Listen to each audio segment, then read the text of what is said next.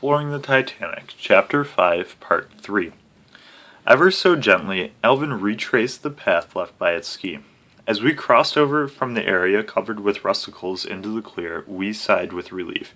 We were out of danger. All of us were glad that this adventure was over. Before we left the bottom this time, however, there was one mission that I wanted to complete. I wanted to place a memorial plaque on the twisted and tangled wreckage of the stern in memory of all those lost on the Titanic. Those who had died had gathered on the stern as the ship had tilted bow first.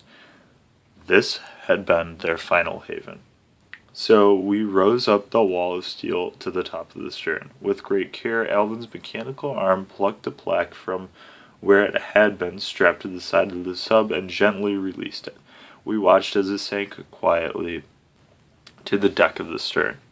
As we lifted off and began our climb to the surface, our camera kept the plaque in view as long as possible. As we rose, it grew smaller and smaller, until finally it was swallowed in the gloom. We made 2 more trips down to the Titanic. At the end of the final dive, I knew I had visited the great ship for the last time. 2.5 hours later, when we reached the surface, everybody on the Atlantis II prepared to head home. Later that night, there would be a party on board, but through it all, I was still thinking about the Titanic, of the people who built her, sailed on her, and died when she went down.